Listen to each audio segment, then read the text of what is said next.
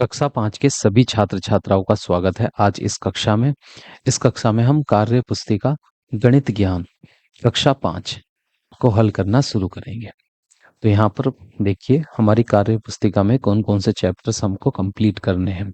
कर संख्याएं, जोड़ घटाना, गुणा, भाग, लघुत्तम समापवर्ती एवं महत्तम समापवर्तक, भिन्नों का गुणा, भिन्नों का भाग, दशमलव जोड़ घटाना, दशमलव गुणा भाग और एक एक नियम। उसके बाद पाठ संख्या 11 है प्रतिशत, पाठ संख्या 12 लाभ हानि, पाठ संख्या 13 साधारण ब्याज, पाठ संख्या 14 ज्यामिति कोण, पाठ संख्या 15 है त्रिभुज, पाठ संख्या 16 वृत्त, पाठ संख्या 17 क्षेत्रफल, पाठ संख्या 18 आयतन और धारिता, पाठ संख्या 19 समय सारिणी, पाठ संख्या 20 आंकड़े। तो हम पहले पाठ की शुरुआत करेंगे जिसका नाम है पुनरावृत्ति। कि यहाँ पर एक संख्या दी गई है 2,46,035। इस संख्या में इकाई के स्थान पर 5 है, दहाई के स्थान पर 3 है, सैकड़े के स्थान पर 0 है, हजार के स्थान पर 6 है और 10,000 के स्थान पर अंक 4 है और लाख के स्थान पर अंक 2 है। अब हम इस संख्या में आए हुए अंकों का स्थानीय मान हमको लिखना है। यहाँ पर इकाई पर है अंक 5 अंक का जब हम स्थानीय मान लिखेंगे, 5 इकाई के स्थान पर है तो 5 की गुणा 1 से करेंगे, 5 एकन 5 आ जाएगा 5 का स्थानीय मान। ढाई के स्थान पर यहाँ पर अंक 3 है, अंक 3 का जब हम स्थानीय मान लिखेंगे तो अंक ढाई के स्थान पर है, इसलिए 3 की गुणा हम अंक 3 की गुणा ढाई 10 से करेंगे तो आ जाएगा 30। फिर सैकड़े के स्थान पर अंक 0 है तो 0 का जब हम स्थानीय मान लिखेंगे तो 0 यहाँ सैकड़े के स्थान पर है और 0 की गुणा जब हम सैकड़े अर्थात 100 से करेंगे तो हमको 0 से 100 की गुणा करने पर हमको 0 ही मिल जाएगा। हजार के स्थान पर अंक 6 है और 6 का जब हम स्थानीय मान लिखेंगे तो अंक 6 हजार के स्थान पर है, इसलिए यहाँ पर हम 1000 से गुणा करेंगे और 6 की गुणा 1000 से करने पर हमको मिल जाएगा 6000। फिर अंक 2 है लाख के स्थान पर, पहले अंक 4 है 10,000 के स्थान पर, 4 की गुणा हमको करनी होगी 10,000 से। 10,000 में होते हैं 4 जीरो तो 4 एकन 4 और उसके पीछे 4 जीरो लगा देंगे। अंक 2 लाख के स्थान पर है, इसलिए अंक 2 की गुणा हम करेंगे लाख से और 1 लाख में होते हैं 5 जीरो और 2 की गुणा जब 1 लाख से करेंगे तो ये आ जाएगा 2 लाख। अब अगला प्रश्न देखिए, नीचे दिए गए अंकों से 6 अंकों की सबसे बड़ी और सबसे छोटी संख्या बनाओ। इस प्रश्न में हमको कुछ अंक दिए गए हैं, इन अंकों से हमको 6 अंक की सबसे बड़ी और सबसे छोटी संख्या बनाने के लिए कहा गया है। जब दिए गए अंकों से हम 6 अंकों की सबसे बड़ी संख्या बनाएंगे तो बड़े अंक को हम शुरू में लिखते हैं। बड़ा अंक यहाँ पर है 9, 9 के बाद बड़ा अंक है 7, 7 के बाद बड़ा अंक है यहाँ पर 5, 5 के बाद बड़ा अंक यहाँ पर है 4, 4 फिर 4 के बाद बड़ा अंक यहाँ पर है 3, उसके बाद बड़ा शेष अंक यहाँ पर बच गया है 0। तो ये आ गई है 6 अंकों की सबसे बड़ी संख्या। कौन सी आई है? देखिए यहाँ पर है 9,75,430। अब इन्हीं अंकों से हमको 6 अंकों की सबसे छोटी संख्या बनानी है। तो हम जब 6 अंकों की सबसे छोटी संख्या बनाएंगे तो सबसे छोटा अंक शुरू में लिखेंगे, पर यहाँ सबसे छोटा अंक 0 है, पर 0 को शुरू में नहीं लिखते हैं। 0 के बाद छोटा अंक यहाँ पर है 3, 0 को लिखेंगे दाएं अगले स्थान पर। अब 0 और 3 के बाद यहाँ पर छोटा अंक है 4, फिर छोटा अंक है 5, उसके बाद छोटा अंक है 7 और फिर लास्ट में आ जाएगा 9। तो 6 अंकों की सबसे छोटी संख्या यहाँ पर हमको मिली है 3,04,579। अब यहाँ पर हमारे पास ये अंक दिए गए हैं 6 अंक, इनसे भी हमको 6 अंकों की सबसे बड़ी और सबसे छोटी संख्या बनानी है। तो जब हम सबसे बड़ी संख्या बनाते हैं तो बड़ा अंक सबसे पहले लिखते हैं, 4 पहले आ जाएगा, उसके बाद 5, पहले 7 फिर 5, उसके बाद 4 है, उसके बाद यहाँ पर बड़ा अंक है 3, 3 के बाद बड़ा अंक 1 है और लास्ट में बच गया है 0। तो ये 6 अंकों की सबसे बड़ी संख्या हमको मिली है 7,54,310। अब छह अंकों की सबसे छोटी संख्या बनानी है। तो छोटी संख्या बनाने के लिए सबसे पहले छोटा अंक लिखते हैं। सबसे छोटा अंक 0 है, पर 0 को हम शुरू में नहीं लिखते हैं। 0 के बाद छोटा अंक है 1, और 1 के बाद लिख देंगे अब हम 0। तो 0 और 1 के बाद छोटा अंक यहाँ पर बचा हमारे पास 3, फिर उसके बाद छोटा अंक है 4, फिर छोटा अंक है 5, और फिर है लास्ट में 7। तो ये संख्या हमको मिल गई है 1,03,457। अब हमारे पास अंक दिए गए हैं, ये 6 अंक हमको दिए गए हैं। अब 6 अंकों की सबसे बड़ी संख्या बनानी है। तो बड़ी संख्या बनाने के लिए हम बड़े अंकों को पहले लिखेंगे। सबसे बड़ा अंक है यहाँ पर 9, उसके बाद बड़ा अंक है 7, फिर है बड़ा अंक 6, फिर है 5, 4, और उसके बाद है 2।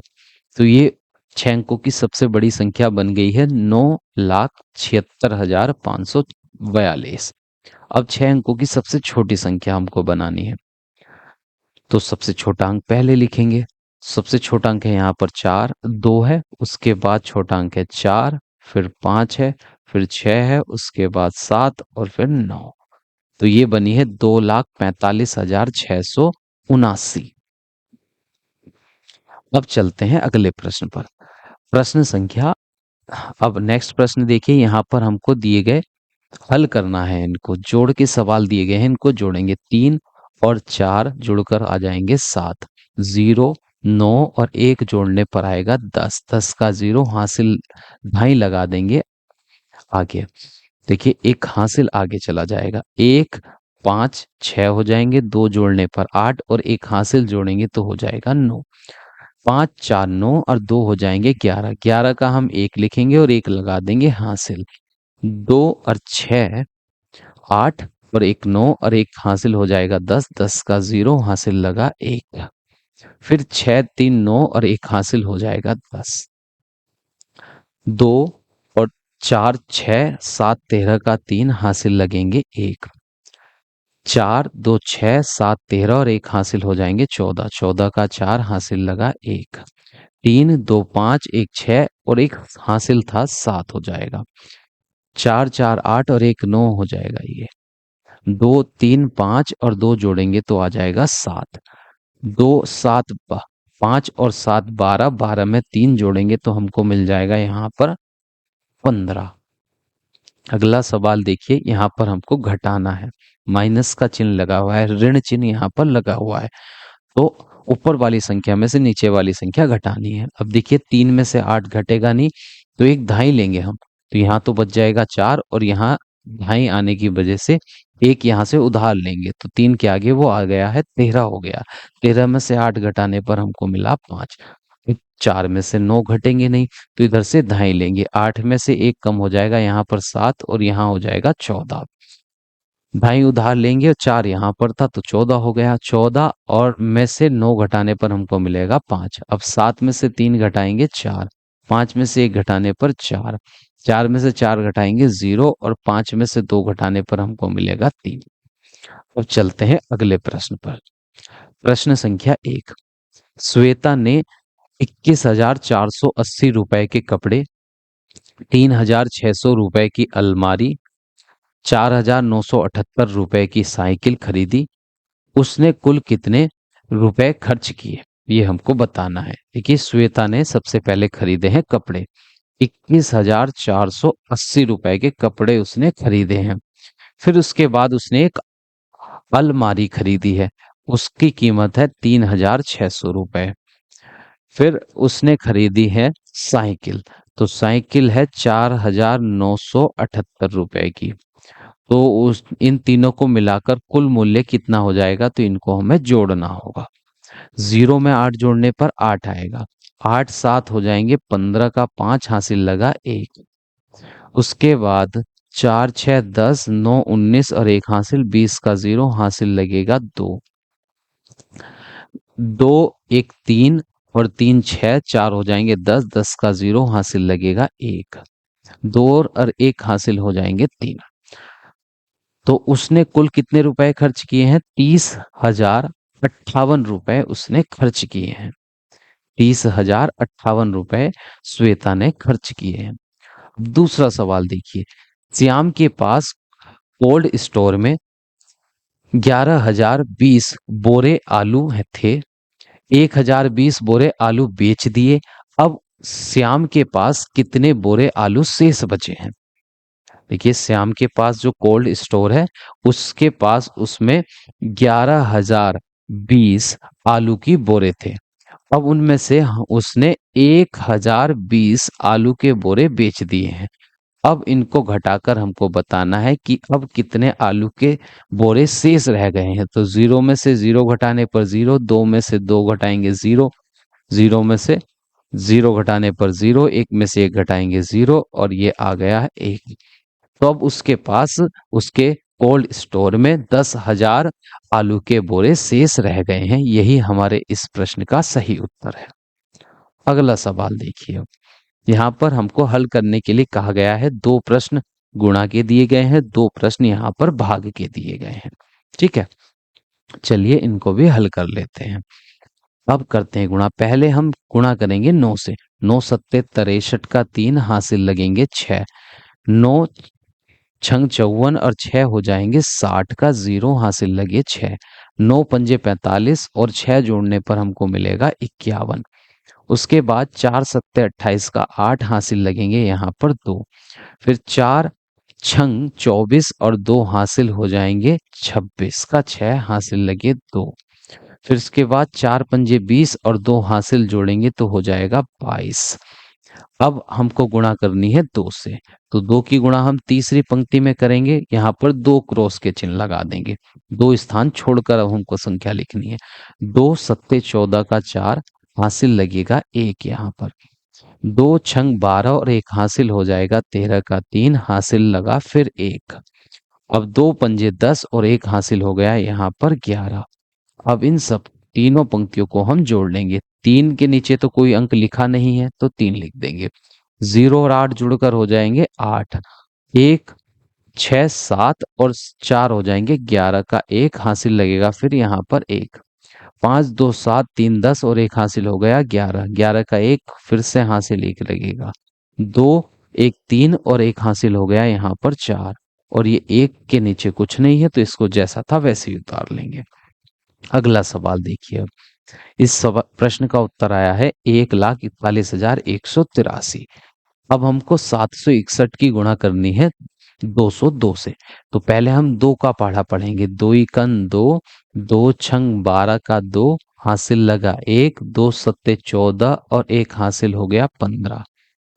अब हमको 0 से गुणा करनी है ऊपर ऊपर 761 को, और ये दूसरी लाइन में लिखेंगे तो एक क्रॉस लगाकर लिखेंगे। 0 की गुणा किसी भी संख्या से हमको करने पर 0 ही मिलेगा।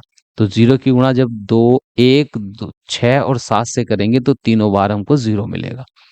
अब हम तीसरी पंक्ति में गुणा कर लिखेंगे 2 की गुणा 1 से करने पर 2, 2 छंग 12 का 2 हासिल लगा 1, 2 सत्ते 14 और 1 हासिल हो जाएगा 15। अब इन सबको हम जोड़ लेते हैं। तो ये आ जाएगा 2 2, 5 में 2 जोड़ेंगे 7 और 2 में 1 जोड़ने पर 3 और ये 5 और 1। तो ये हमको मिल गया है यहाँ पर 1,53,722। अब हमको भाग करनी है। देखिए 18 से भाग करनी है 3,505 को।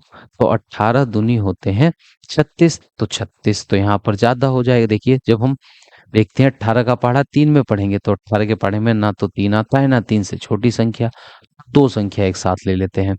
अब ये है 35। 18 दूनी 36 तो इससे ज्यादा हो जाएंगे तो एक बार पढ़ा जाएगा 18 घन 18। अब 35 में से 18 घटा लेते हैं। इधर से धाई लेंगे, 15 में से 8 घटाने पर हमको मिलेगा 7। 2 में से 1 घटाने पर आ गया 1।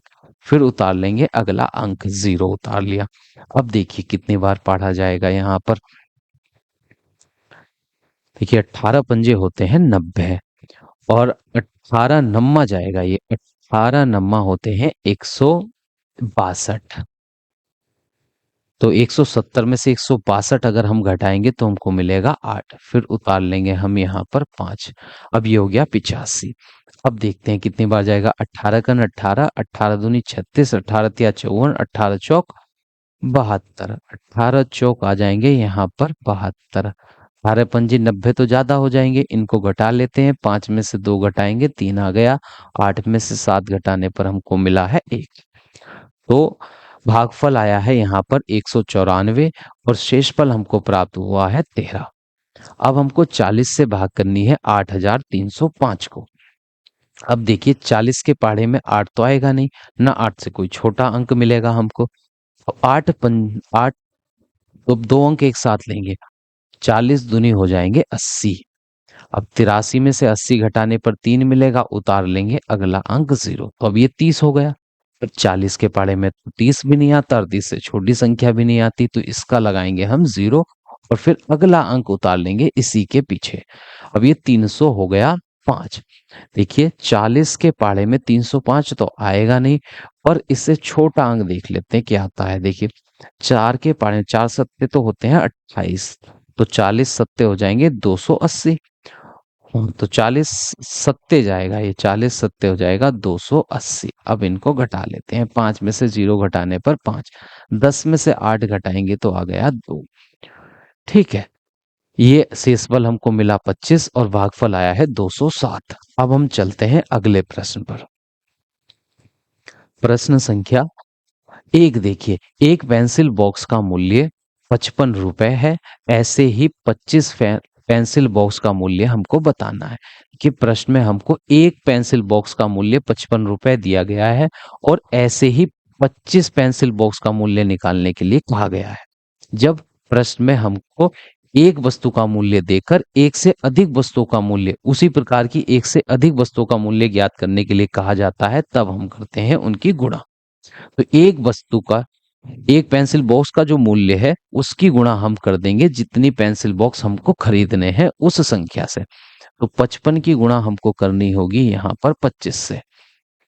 5 पंजे 25 का 5 हासिल 1, 5 पंजे 25 और 1 हासिल हो गया 26। फिर 2 से गुणा करेंगे तो अगली लाइन में पहले एक अंक छोड़कर लिखते हैं, तो पहले अंक के स्थान पर हमने गुणा का चिन्ह लगा दिया। 2 पंजे 10 का 0, फिर से हासिल 1 लगेगा, 2 पंजे 10 और 1 हासिल हो गए 11। अब इनको जोड़ लेते हैं 5, 6 में 0 जोड़ने पर 6 आ गया, 2 में 1 जोड़ने पर 3 और 1 का 1। तो 25 पेंसिल बॉक्स का मूल्य होगा 1365। ये हमारे इस प्रश्न का हो जाएगा सही उत्तर। अगला सवाल देखिए, 15 पैकेट में 225 पेंसिल आती हैं, तो एक पैकेट में कितनी पेंसिल आएंगी। देखिए प्रश्न में हमको 15 पैकेट में आने वाली पेंसिलों की संख्या दी गई है और हमसे एक पैकेट में आने वाली पेंसिलों की संख्या पूछने के लिए पूछा है हमसे। तो जब 15 पैकेट में 225 पेंसिल आती हैं, तो एक पैकेट में हमको बताना है कि कितनी पेंसिल हमको मिलेंगी। तो जब हमको एक से अधिक वस्तुओं की संख्या देकर एक वस्तु की संख्या का पता करने के लिए कहा जाता है, तब हम करते हैं भाग। तो यहाँ 15 पैकेट में आते हैं 225 पेंसिल। अब हमसे पूछा है एक पैकेट में कितनी पेंसिल आएंगी। ज्यादा वस्तुओं के बारे में बताया गया है, कम वस्तुओं के बारे में पूछा है, तो हम करेंगे भाग। अब 15 से हम भाग कर देंगे 225 को, तो 15 कन 15, 22 में से 15 घटाएंगे तो आ गया 7, उतार लेंगे 5। 15 पंजे होते हैं 75, और 75 में से 75 घटाने पर हमको मिलेगा 0। अब देखिए अगला सवाल, यहाँ पर 7 की गुणा, देखिए हमको 7 गुणा 3 प्लस 63 भाग 9 माइनस 7 दिया गया है। तो यहाँ पर हम बोर्ड मास का नियम लगाते हैं। तो पहले हमको करनी है, पहले हम हल करते हैं ब्रैकेट, ठीक है। उसके बाद हम का, आपने ये पढ़ा होगा को बोर्ड वाश का नियम, जिसको हिंदी में हम लिखते हैं को का भा गु यो ग। तो ये पहले हम करते हैं, जब एक लाइन में हमको एक से अधिक चिन्ह मिलते हैं, तो सबसे पहले को का मतलब होता है कोष्टक। तो देखिए या तो छोटा कोष्टक लिखा हुआ मिलता है आपको प्रश्न में, या मंझला कोष्टक लिखा हुआ मिलता है, या एक बड़ा कोष्टक आपको आता है आपके प्रश्न में। तो सबसे पहले कोष्टक को हल करते हैं। अगर कोष्टक के बाद देखिए का मतलब होता है गुणा, का मतलब भी क्या होगा, हम का वाले प्रश्न को हल करेंगे। उसके बाद भा का मतलब हम करते हैं भाग, और फिर आ जाता है गुणा। फिर उसके बाद हम करते हैं गुणा, और गुणा के बाद हम करते हैं प्लस, और लास्ट में हम करते हैं माइनस। तो यहाँ पर देखिए कोष्टक तो यहाँ पर कहीं पर नहीं है, कोष्टक के बाद है का वाला भी यहाँ नहीं दिया गया है, का भी कहीं पर नहीं लिखा हुआ है, फिर आती है भाग, भाग मतलब, तो अब भाग किन दो संख्याओं के बीच में, 63 और 9 के बीच में भाग है, तो इस 9 से हमको 63 को भाग देनी है, अगर 9 से 63 को भाग देंगे तो 9 सत्ते 63, तो इन दोनों के स्थान पर तो 7 आ गया। अब इसके पीछे वाले अंक जैसे थे वैसे ही लिख देंगे और आगे वाले अंक भी जैसे थे वैसे ही लिख देंगे। अब इस लाइन में एक गुणा का चिन्ह है, प्लस का चिन्ह है, माइनस का चिन्ह है, तो इन चिन्हों में सबसे पहले हम करते हैं गुणा। गुणा प्लस और घटाने से पहले होता है, तो पहले इन दोनों की हम गुणा करेंगे, यहाँ पर गुणा का चिन्ह है, तो 7 तिया हो गए 21, प्लस 7 और माइनस 7 जैसा था वैसे ही लिख लेंगे। उसके बाद हमको जोड़ना होता है, 21 और 7 को हमें जोड़ना है, तो 21 में 7 जोड़ेंगे तो हो जाएगा 28, फिर माइनस का है 7, और 21 में से 7 घटाने, 21 में 7 जोड़ने पर 28 आया, 28 में से 7 घटाएंगे तो आ गया 21। ये इस प्रश्न का हो गया है सही उत्तर। अगला सवाल देखिए, यहाँ पर गुणा प्लस भाग माइनस चारों चिन्ह लगे हुए हैं, तो सबसे पहले हम हल करते हैं भाग। तो 32 और 4 के बीच में भाग का चिन्ह है, तो 4 से अगर 32 को भाग करेंगे तो आ जाएगा 8। इन दोनों संख्या के स्थान पर 8 आ गया है, इनके बाद वाली संख्या जैसी थी वैसी लिख दी, और इसके आगे वाली जो संख्या जैसी थी वैसे ही हमने यहाँ पर लिख दी है। अब गुणा प्लस और माइनस है, तो पहले हम करते हैं गुणा, तो 11 की गुणा 2 से करने पर आएगा 22, प्लस 8 और प्लस है यहाँ पर है -19, तो पहले हम जोड़ते हैं, 22 में 8 जोड़ेंगे तो आ गया 30, 30 में से घटा देंगे 19, तो 30 में से 19 घटाने पर हमको मिल रहा है 11। अब देखिए अगला सवाल, यहाँ पर कहा गया है समझो और खाली खाली स्थान में भरो। देखिए यहाँ पर लिखा गया है 2 से पूरी विभाजित हो जाती है, दो सम संख्या है। देखिए दो, यहाँ पर संख्या एक 2 दी गई है, यह 2 से पूरी पूरी विभाजित हो जाती है, इसलिए इसको हम कहते हैं सम संख्या। तो जो संख्याएं 2 के पहाड़े से पूरी पूरी विभाजित हो जाती हैं उन्हीं को हम सम संख्याएं कहते हैं। अगली संख्या हमको दी गई है 3, 3 2 से पूरी पूरी विभाजित नहीं होती, तो यहाँ पर लिखेंगे 3 2 से पूरी पूरी विभाजित नहीं होती है। नहीं होती है, तो संख्या 3 जो है वह 2 से पूरी पूरी विभाजित नहीं होती, इसलिए इसी को कहा जाता है विषम संख्याएं। तो आपको याद रखना है, जो संख्याएं 2 के पहाड़े से पूरी पूरी विभाजित नहीं होती है उनको हम कहते हैं विषम संख्याएं, और जो 2 के पहाड़े से पूरी पूरी विभाजित हो जाती हैं उन संख्या को कहते हैं सम संख्याएं। अगली संख्या है यहाँ पर 4। देखिए 4 तो यहाँ पर 2 से पूरी पूरी विभाजित हो जाएगी, 2 दूनी होते हैं 4, 2 से पूरी पूरी विभाजित है। तो जब संख्या 4 2 से पूरी पूरी विभाजित है तो ये किस प्रकार की संख्या होगी, सम या विषम?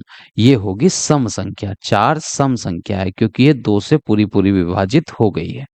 अब अगला सवाल देखिए, दी गई संख्याओं का महत्तम समावर्तक में से ज्ञात करो। अब हमको यहाँ पर जो संख्याएं दी गई हैं उनका में से ज्ञात करने के लिए कहा गया है।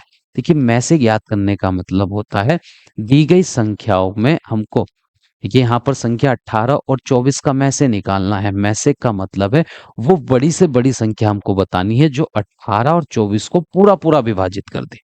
में से का मतलब वह बड़ी से बड़ी संख्या जो 18 और 24 दोनों संख्याओं को पूरा पूरा भाग दे दे, उस संख्या को बताना है। तो देखिए अगर हम 18 है, यहाँ पर 24 है, तो 18 और 24 देखिए 2 के पहाड़े से दोनों विभाजित हो जाएंगी, 3 के पहाड़े से दोनों विभाजित हो जाएंगी, 3 तीन छंग 18 और 3 अट्ठे 24। उसके बाद ये 6 के पहाड़े से दोनों विभाजित हो जाएंगी, 6 तिया 18, 6 चौक 24। तो अब ये संख्या जो है सबसे बड़ी संख्या 6 है जो इन दोनों संख्याओं को पूरा पूरा विभाजित कर सकती है। तो इन दो संख्याओं का में से आपको मिल जाएगा 24, 24 नहीं 6। तो वह बड़ी से बड़ी संख्या जो दी गई संख्याओं को पूरा पूरा विभाजित कर देती है उस संख्या को हम में से कहते हैं। देखिए यहाँ पर 18 और 24 को भाग तो पूरा पूरा 2 भी कर रहा है, 3 भी कर रहा है और 6 भी कर रहा है। तो जो सबसे बड़ी संख्या होती है, जो इन दोनों संख्याओं को पूरा पूरा भाग करती है उस बड़ी संख्या को ही हम में से कहते हैं। तो अगर हम देखिए 18 के भाजक में से ज्ञात करना हमने सीखा था। देखिए कैसे करते हैं, एक दूसरा तरीका भी है। एक तो हम ऐसे सोच कर भी बता सकते हैं कि कौन सी संख्या है बड़ी से बड़ी जो इन दोनों को पूरा पूरा विभाजित कर दे। अब पहले हम पहली वाली संख्या के सारे अपवर्तक लिख लेते हैं कि 18 संख्या किन किन से विभाजित है। देखिए एक से पूरी विभाजित है, इसके गुणनखंड लिख लेते हैं अपवर्तक, जो 18 को पूरा पूरा विभाजित कर देते हैं। एक से विभाजित हो जाएगी, दो से, तीन से, छह से, उसके बाद नौ से, फिर ये 18 से विभाजित होगी। तो 18 के सारे अपवर्तक हमने यहाँ पर लिख दिए हैं। अब संख्या 24 के अपवर्तक लिखते हैं। 24 किस किस संख्या से पूरी पूरी विभाजित होगी। एक के पहाड़े से विभाजित हो जाएगी, दो के पहाड़े से पूरी पूरी विभाजित हो जाएगी, तीन अट्ठे 24 होते हैं, फिर चार छंग भी 24 होते हैं, छह चौक 24 होते हैं, चार छह से पूरी पूरी विभाजित होगी, आठ तिया 24 होते हैं, 12 दूनी 24 होते हैं, और फिर 24 कन 24। तो संख्या 18 और 24 दोनों के सभी अपवर्तक हमने लिख लिए। तो अब यहाँ पर हम लिखेंगे उभयनिष्ठ उभयनिष्ठ अपवर्तक, उभयनिष्ठ अपवर्तक। अब वो संख्याएं हमको देखनी है जो दोनों संख्याओं के अपवर्तकों में आ रही है। एक है एक, तो उसके बाद दो, तीन और छह। तो यहाँ सबसे बड़ा उभयनिष्ठ अपवर्तक हमको मिला है छह। छह वह सबसे बड़ी संख्या है जो इन दोनों संख्याओं को पूरा पूरा विभाजित कर देगी। तो इस संख्या का में से हमको मिल गया है, इन दोनों संख्याओं का में से है छह। छह सबसे बड़ी उभयनिष्ठ अपवर्तक है इन दोनों संख्याओं का, इसलिए में से हो गया छह। अब हमको बताना है 21 और 35 का में से। तो सबसे पहले हम 21 के सभी अपवर्तक लिख देते हैं। 21 किस किस संख्या से पूरा पूरा विभाजित होती है। एक से विभाजित हो जाएगी, तीन सत्ते 21 और सात तिया 21, फिर 21 कन 21। तो संख्या 21 के कुल चार अपवर्तक हैं। ये चार संख्याओं से ही पूरी पूरी विभाजित होती है और किसी से पूरी विभाजित नहीं होती। अब संख्या 35 के अब सभी अपवर्तक लिख लेते हैं। एक से विभाजित हो जाएगी 35, फिर 5 से विभाजित हो जाएगी, फिर 7 के पहाड़े से विभाजित हो जाएगी, और फिर 35 के पहाड़े से विभाजित होगी। तो संख्या 35 के भी चार ही अपवर्तक हैं यहाँ पर। तो अब हम लिखते हैं उभयनिष्ठ अपवर्तक। उभयनिष्ठ अपवर्तक का मतलब है वे संख्याएं जो दोनों 21 और 35 दोनों संख्याओं के अपवर्तकों में है, उन संख्याओं को हम उभयनिष्ठ अपवर्तक बोलेंगे। तो यहाँ पर एक दोनों में है, एक और फिर सात है दोनों में। तो जो सबसे बड़ा उभयनिष्ठ अपवर्तक हमको मिला है दोनों संख्याओं में वह है सात। तो सात ही इन दोनों संख्याओं का हो जाएगा में से। अब हम चलते हैं अगले प्रश्न पर। प्रश्न संख्या अगला प्रश्न देखिए, दी गई संख्याओं का लघुत्तम समावर्ती ज्ञात कीजिए। अब हमको यहाँ पर लघुत्तम समावर्ती ज्ञात करना है कि लैसे ज्ञात करना है। इसको शॉर्ट में हम पढ़ते हैं लैसे, वैसे इसका नाम है लघुत्तम समापवर्तीय। अब हमको वह लघुत्तम समावर्ती का मतलब होता है वह बड़ी से बड़ी संख्या जो दी गई संख्याओं से पूरी पूरी विभाजित हो जाती हो, उस संख्या को हम लैसे कहते हैं। कि कोई एक ऐसी संख्या है जो दी गई संख्याओं से पूरी पूरी बड़ी पूरी पूरी विभाजित हो जाती है। वह बड़ी से बड़ी संख्या जो दी गई दोनों संख्याओं से पूरी पूरी विभाजित हो जाएगी, उस संख्या को ही हम इन दी गई संख्याओं का लैसे कहेंगे। तो अब हमको 8 और 16 का लैसे यहाँ पर लिखना है। अब लैसे हम कैसे ज्ञात करते हैं, तो लैसे ज्ञात करते हैं हम भाग विधि द्वारा। तो लिखेंगे 8 और 16। अब इनका लैसे निकाल देंगे, दो चौक 8, दो अट्ठे 16, फिर दो से दो दूनी 4, दो चौक 8, फिर दो से दो इकन 2, दो दूनी 4, फिर दो से भाग करेंगे, ये एक विभाजित होगा नहीं, इसको जैसा था वैसे ही लिख देंगे, और दो इकन 2। तो यहाँ पर हमको लैसे में जो संख्याएं मिलेंगी वह है यहाँ पर 1 2 3 4, चार बार दो है, तो 2 गुणा 2 गुणा 2 गुणा 2, इसको लिख लेते हैं और फिर कर देंगे गुणा। 2 दूनी 4, दूनी 8, दूनी 16। इन दोनों संख्याओं का लैसे आ गया है 16। 16 ही वह बड़ी से बड़ी संख्या है जो 8 से भी विभाजित हो सकती है और 16 से भी। अब 12 और 16 का लैसे हमको ज्ञात करना है। तो भाग विधि द्वारा हम दोनों संख्याओं का लैसे ज्ञात करते हैं। तो अभाज्य गुणनखंड करते हैं, 2 छंग 12, 2 अट्ठे 16, फिर 2 से 2 तिया 6, दो चौक 8, फिर दो से 3 विभाजित होगा नहीं, दो दूनी 4, फिर 2 से विभाजित करेंगे तो 2 एकन 2, फिर ये विभाजित होगा 3 से, 3 एकन 3। अब यहाँ पर लय से जब हम लिखेंगे तो हमको इन दोनों संख्याओं के अभाज्य गुणनखंड में 4 बार तो मिला है 2, 2 गुणा 2 गुणा 2 गुणा 2, और एक बार है 3, तो 3 से गुणा करेंगे। 2 दूनी 4, दूनी 8, दूनी 16, और 16 तिया हो जाएंगे 48। तो 48 वह बड़ी से बड़ी संख्या है जो 12 और 16 से पूरी पूरी विभाजित हो जाती है, इसलिए 48 इन दोनों संख्याओं का लय है।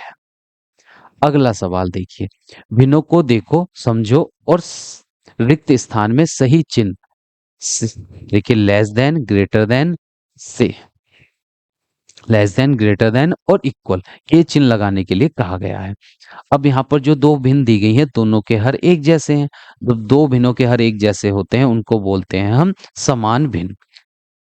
ठीक है, समान भिन्न। समान भिन्न में अगर हमको छोटा बड़ा देखना है, कौन सा भिन्न छोटा है कौन सा भिन्न बड़ा है, तो उनके अंशों की तुलना करते हैं। तो यहाँ पहले भिन्न के अंश में 1 है और यहाँ पर अंश में है 4, तो 1 और 4 में से बड़ा है 4, तो ये दूसरी वाली संख्या यहाँ पर बड़ी है 4/5। तो जोन सी संख्या बड़ी होती है उस और मुंह को खोल देते हैं, तो यहाँ पर ये चिन्ह आ जाएगा लेस देन का, क्योंकि पहली वाली जो संख्या है दूसरी वाली से छोटी है, इसलिए हमने लेस देन का चिन्ह लगाया। अब देखिए अगली संख्या, यहाँ पर भिन्न हमको दी गई है 1/2, 1/3, पर इन दोनों भिन्न में अंश एक जैसे हैं। तो जब भिन्नों के अंश एक जैसे होते हैं और फिर हमको पता करना हो कि कौन सी भिन्न बड़ी है कौन सी भिन्न छोटी है, तो जिनका हर बड़ा होता है वह भिन्न छोटी कहलाती है। अगर दोनों भिन्नों के जिनकी तुलना हमको करनी है उनके अंश एक जैसे होते हैं, तब जिस भिन्न का अंश बड़ा होगा वह भिन्न छोटी होती है। तो यहाँ देखिए अंश किसका बड़ा है, यहाँ 3, जिसका हर, जिस भिन्न का, अगर हमारे पास दो भिन्न ऐसी हो जिनके अंश एक जैसे हैं, जैसे यहाँ पर 1 1 है, तो उन भिन्नों में जिस भिन्न का हर बड़ा होगा वह भिन्न छोटी होती है। तो यहाँ हर में 3, 3 और 2 हैं, तो 3 बड़ा है इसलिए यह भिन्न हो जाएगी छोटी। 1/3 जो है यह छोटी भिन्न है क्योंकि इसका हर बड़ा है। तो यहाँ बड़ी भिन्न कौन सी है, 1/2, पहली वाली संख्या दूसरी वाली से बड़ी है। अब यहाँ पर देखिए 8 और 8 दोनों भिन्नों के हर एक जैसे हैं, तो जिसका अंश बड़ा होगा वही भिन्न बड़ी कहलाएगी। तो यहाँ 2 और 4 में बड़ा कौन है, 4, तो दूसरी वाली भिन्न बड़ी है, इसलिए हमने दूसरी वाली भिन्न की ओर मुंह को खोल दिया है इसके। अब ये 1/2, 8/16। अब देखिए यहाँ पर ये दोनों संख्या है, ये 8/16 को अगर हम सरलतम रूप में लिखें 8 एकन 8, 8 दूनी 16, तो ये भी तो 1/2 लिखा हुआ है और ये भी 1/2, तो ये दोनों भिन्न है एक दूसरे के बराबर। अब हम चलते हैं अगले प्रश्न पर। प्रश्न संख्या देखिए नेक्स्ट, भिन्नों को आरोही अवरोही क्रम में लिखिए। देखिए आरोही क्रम उसको हम बोलते हैं बढ़ता क्रम, छोटे से बड़े की ओर, तो ये होता है बढ़ता क्रम, और अवरोही क्रम होता है घटता क्रम। अवरोही, आरोही क्रम तो होता है बढ़ता क्रम, छोटे से बड़े की ओर लिखते हैं, अवरोही में बड़े से छोटे की ओर लिखते हैं। अब यहाँ पर जो भिन्न दी गई है सभी के हर एक जैसे हैं, तो जिन भिन्न का अंश बड़ा होगा वह भिन्न बड़ी होगी, जिन भिन्न का हर छोटा अंश छोटा होगा वह भिन्न छोटी कहलाएगी। अब हमको आरोही क्रम में लिखना है, आरोही क्रम का मतलब सबसे पहले सबसे छोटी संख्या, फिर उससे बड़ी संख्या, छोटे से बड़े की ओर को चलना है। तो सबसे छोटी संख्या यहाँ अंश में 1 है, तो 1/8 सबसे छोटी संख्या। उसके बाद छोटी संख्या यहाँ पर है 2/8, फिर छोटी भिन्न है यहाँ पर 3/8, और फिर है सबसे बड़ी भिन्न हो जाएगी 6/8। अब हमको इसी प्रश्न में अवरोही क्रम में लिखना है, अवरोही क्रम का मतलब बड़े से छोटे की ओर, तो सबसे पहले बड़ी भिन्न लिखनी होगी। तो यहाँ जब हर एक जैसे हैं तो जिसका अंश बड़ा है वही भिन्न बड़ी है, तो यहाँ आएगा 6/8।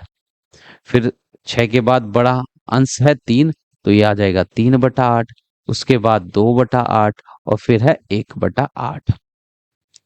अब अगला सवाल देखिए, हर सभी का एक जैसा है, तो जिस भिन्न का अंश बड़ा है वह बड़ी भिन्न है और जिस भिन्न का अंश छोटा है वह छोटी भिन्न कहलाएगी। तो सबसे बड़ा अंश यहाँ पर हमको तो आरोही क्रम लिखना है, आरोही क्रम में सबसे पहले छोटी संख्या लिखती है, तो अंश में सबसे छोटा 1 है, तो भिन्न 1/7 सबसे छोटी है। उसके बाद अंश में छोटा अंक है 3, तो 3/7, उसके बाद है 6/7 और फिर आ गया 9/7।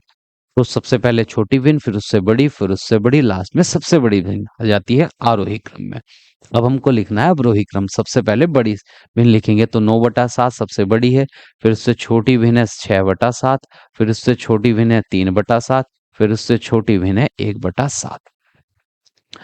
तो ये प्रश्न भी कंप्लीट हो चुका है। अब देखिए अगला प्रश्न। अब हमको भिन्नों को जोड़कर बताना है। देखिए 7/13 प्लस 5/13 दोनों के हर एक जैसे हैं, तो आगे हर में तो आ जाएगा 13 और अंश जुड़ जाएंगे, 7 में जुड़ेगा 5, 7 और 5 जुड़कर हो जाएंगे 12 और हर में 13 जैसा था वैसे ही रहेगा।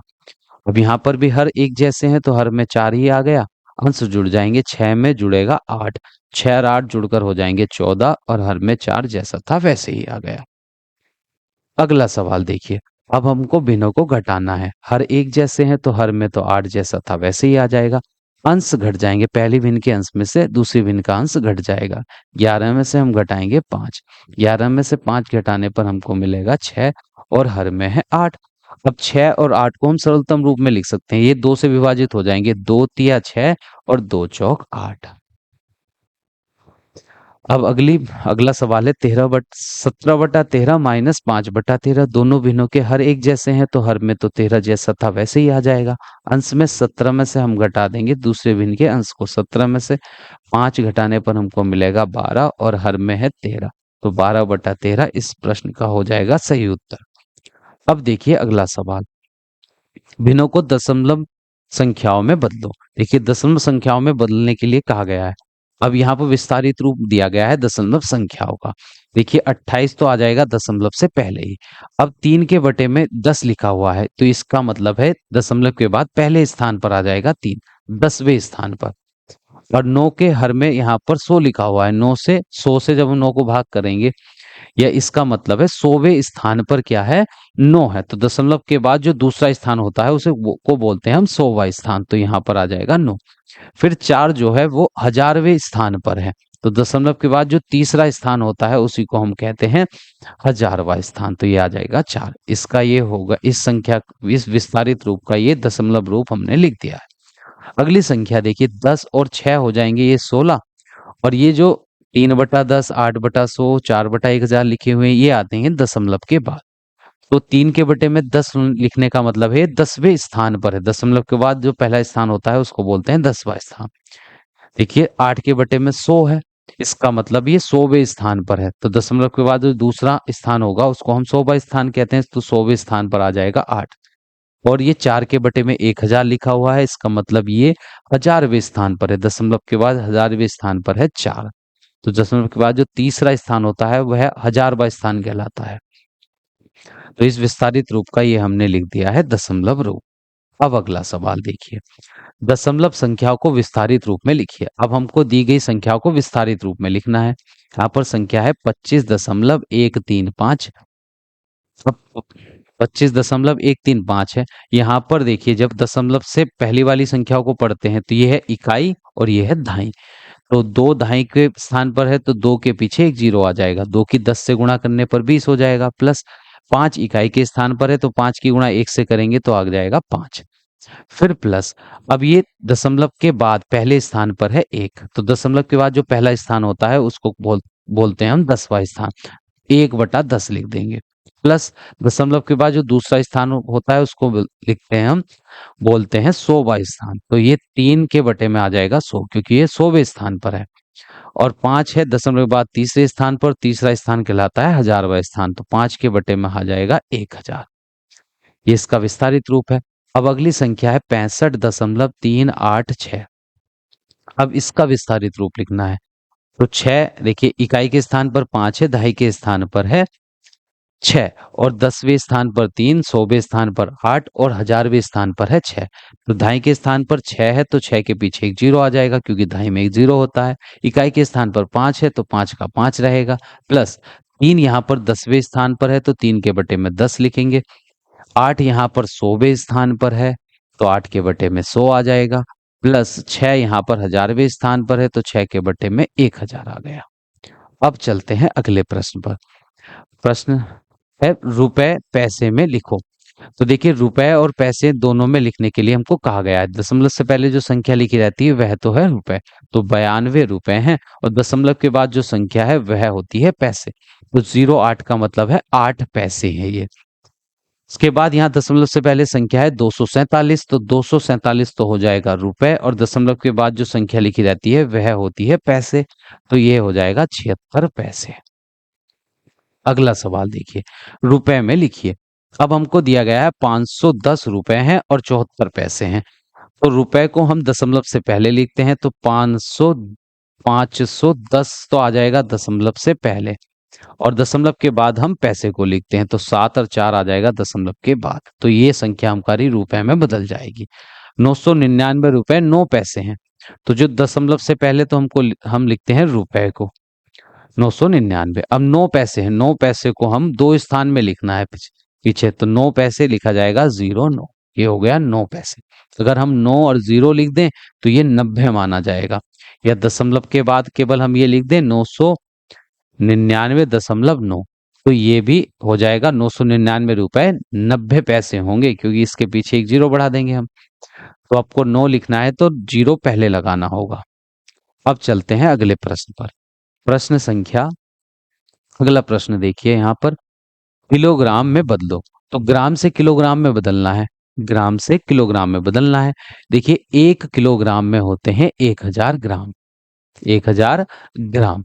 अगर आपको किलोग्राम से ग्राम में बदलना है, किलोग्राम से अगर ग्राम में बदलना है तो हम गुणा करते हैं 1000 से, ठीक है, 1000 से गुणा करते हैं। अगर ग्राम से किलोग्राम में बदलना है फिर हम करते हैं भाग 1000 से, ठीक है, आपको ये याद रखना है। देखिए यहाँ पर दिया गया है 700 ग्राम। अब इसको हमको किलोग्राम में बदलना है, ग्राम से किलोग्राम में बदलने के लिए 1000 से भाग करते हैं, तो 700 को भाग करनी होगी हमें 1000 से। अब करते हैं भाग। देखिए 1000 से जब हम 700 को भाग करेंगे तो 1000 के पहाड़े में 700 आएगा नहीं, ना 700 से छोटा अंक, तो हम इसका तो लगा देंगे 0, फिर दशमलव लगाकर एक 0 बढ़ा देंगे, तो 1000 सत्ते हो जाएंगे 7000। तो ये आ गया है 0.7 किलोग्राम, किलोग्राम। अब अगला सवाल है 2495 ग्राम है, इसको किलोग्राम में बदलना है, तो इसको हमें भाग करनी होगी 2495 को भाग करेंगे 1000 से, तो ये ग्राम में बदल जाएगा। अब इसको 1000 से भाग करते हैं, अब 1000 दूनी हो जाएंगे 2000, तो ये 5 बचेगा, 9 और 4, फिर 495 शेष आ गया। अब दशमलव लगाएंगे, देखिए दशमलव लगा देंगे तो एक 0 बढ़ जाएगा। अब ये 4 बार 1000 चौक हो जाएंगे 4000, अब इनको घटाने पर 950 आ जाएगा, दशमलव लगा हुआ है तो एक 0 फिर बढ़ जाएगा। अब ये जाएगा 9 बार, तो 9000, बच जाएंगे इस बार 500, ठीक है। अब ये दशमलव लगा हुआ है 0 बढ़ जाएगा और ये फिर 5 बार जाएगा विभाजित हो, तो ये हमको प्राप्त होगा 2.495 किलोग्राम। तो ये प्रश्न भी कंप्लीट हो चुका है। अब देखिए अगला प्रश्न, निम्नलिखित आकृतियों के परिमाप। परिमाप का मतलब होता है इन आकृतियों की जो चारों ओर से ये आकृति घिरी हुई है उसकी लंबाई बतानी है। देखिए अगर आप यहाँ खड़े हुए हैं तो अगर इस आकृति की परिमाप बतानी है, इसका मतलब है अगर आप यहाँ पर खड़े हुए हैं तो यहाँ पर इस आकृति की चारों तरफ घूमकर इसी बिंदु पर आने पर आपने कितनी दूरी चली, ये इसकी परिमाप कहलाएगी। तो आकृति की कुल लंबाई कितनी है, चारों तरफ से आकृति कि ये कुल लंबाई कितनी है ये हमको बताना है। तो इस आकृति की परिमाप बताने के लिए हम क्या करेंगे, चारों भुजाओं को जोड़ लेंगे।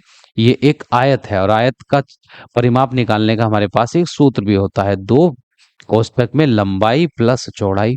तो यहाँ पर इस आयत की जो लंबाई है वह तो है 5 सेमी और चौड़ाई यहाँ पर है 2 सेमी।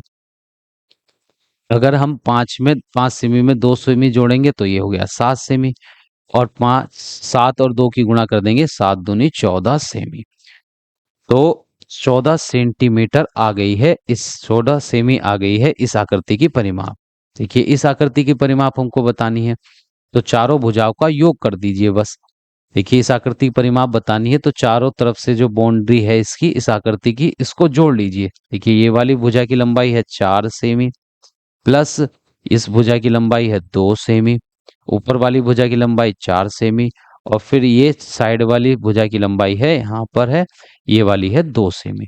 2 सेमी, अब इन सबको जोड़ लेंगे। 4 2 6, 4 10 और 2 हो गया 12। तो 12 सेमी आ गई है इस आकृति की परिमाप।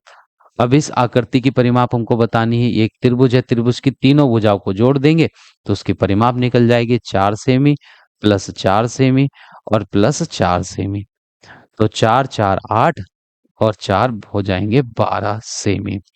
या ये एक समबाहु त्रिभुज है। ऐसा त्रिभुज जिसकी तीनों भुजाओं की लंबाई बराबर रहती है उसको समबाहु त्रिभुज बोलते हैं। यहाँ तीनों भुजाओं की लंबाई 4 है। तो समबाहु त्रिभुज की परिमाप निकालने का एक सूत्र भी होता है कि 3 गुणा भुजा। तो यहाँ पर भुजा कितनी थी, 4 सेमी थी, तो 4 की गुणा 3 से करेंगे तो 4 तिया 12 आ जाएगा। तो ये प्रश्न भी कंप्लीट हो चुका है। अब अगला सवाल देखिए। प्रश्न है, तुम्हारे स्कूल में एक टाट पट्टी की लंबाई 900 सेंटीमीटर है, चौड़ाई 50 सेमी है और टाट पट्टी का परिमाप बताना है। देखिए इस टाट पट्टी की जो लंबाई है नीचे तक, ये लंबाई दी गई है 900 सेंटीमीटर दी गई है, और इसकी जो चौड़ाई दी गई है वह है 50 सेमी। तो ये आपकी जो टाट पट्टी है ये आयत के आकार की है, आयत की, आयताकार है। तो आयत की लंबाई यहाँ पर है 900 सेंटीमीटर और इसकी जो चौड़ाई है वह है 50 सेंटीमीटर। ठीक है। और आयत का परिमाप निकालने का सूत्र होता है, जब ये टाट पट्टी जो है वो आयत के आकार की है, आयत की परिमाप निकालने का सूत्र है 2 कोष्टक में लंबाई प्लस चौड़ाई। तो बाहर लिखेंगे 2, लंबाई है 900 सेंटीमीटर, देखिए 900 सेंटीमीटर, और प्लस चौड़ाई है यहाँ पर 50 सेंटीमीटर। दोनों को जोड़ लेंगे, 900 में 50 जोड़ने पर 950 हो जाएगा। फिर 2 से गुणा करनी है, 0 2 पंजे 10 का 0 हासिल 1, 2 नम 18 और 1 हो गया 19। तो ये आ गया 1900 सेंटीमीटर। तो आपकी टाट पट्टी की जो परिमाप है वह है 1900 सेंटीमीटर। देखिए अगर आप ऐसे भी करना चाहें बिना इस सूत्र के, तो इधर से लंबाई 900 है, दूसरी ओर से भी लंबाई कितनी है 900, 900 900 1800, चौड़ाई 50 और 50 ऊपर से, 1800 में 50 जोड़ेंगे 1850 और ऊपर 50 जोड़ेंगे तो आ जाएगा 1900। ठीक है। तो इस प्रकार भी आप परिमाप निकाल सकते थे। दूसरा सवाल है, एक वर्गाकार मैदान की एक तरफ की माप हमको दे रखी है। ये वर्गाकार मैदान है, इसकी एक तरफ की माप है 100 सेमी। देखिए वर्गाकार का मतलब होता है जिसकी चारों भुजा बराबर है। तो जब एक भुजा की माप 100 सेमी है तो चारों भुजा की माप भी कितनी होगी, प्रत्येक भुजा की माप भी 100 सेमी हो जाएगी, क्योंकि ये वर्गाकार मैदान है और वर्गाकार मैदान की चारों भुजाओं की माप होती है बराबर। इस मैदान के चारों ओर तार की बाड़ लगाने के लिए कितने मीटर तार की आवश्यकता होगी। अब इस मैदान के चारों तरफ हमको लगानी है एक बाड़, मतलब तार लगवाना है इसके चारों तरफ। तो उसकी लंबाई बतानी है। देखिए तार की जो लंबाई होगी इस मैदान के परिमाप के बराबर होगी। तो यहाँ पर हम लिखते हैं तार की लंबाई अगर हमको यहाँ पर बतानी है तो हमको ज्ञात करना होगा मैदान की परिमाप। तो मैदान की जितनी परिमाप होगी उतना ही तार हमको इसके बाड़ लगाने के लिए लगाना होगा। मैदान की परिमाप, तो मैदान की परिमाप, देखिए वर्गाकार मैदान है और वर्ग की परिमाप निकालने का सूत्र है 4 गुणा भुजा। 4 गुणा भुजा, तो यहाँ 4 की गुणा भुजा है यहाँ पर 100 सेंटीमीटर, तो 4 की गुणा अगर हम 100 से करेंगे तो ये आ जाएगा 400 सेंटीमीटर। तो यही इस मैदान की परिमाप है और तार की लंबाई भी हमको पता चल गई है 400 सेंटीमीटर। अब आप समझ गए होंगे। अब इसी प्रश्न के साथ हमारी ये जो पाठ था, ये अध्याय था, पुनरावृत्ति कंप्लीट हो चुका है। अगर आप इस क्लास का पीडीएफ चाहते हैं जिसमें ये जो वर्क हमने इस क्लास में किया है, इस पीडीएफ को अगर आप चाहते हैं तो आपको डाउनलोड करना होगा mathematics with Vishal Kumar mobile application. वहां पर इस क्लास का पीडीएफ आपको मिल जाएगा। तो अब हम मिलते हैं नेक्स्ट क्लास में नए अध्याय की वीडियो के सॉल्यूशन के साथ। और आपको अगर यह वीडियो अच्छा लगा हो तो आप हमारे इस चैनल को सब्सक्राइब अवश्य कीजिएगा और अपने साथियों के साथ इस चैनल का लिंक जरूर शेयर करें।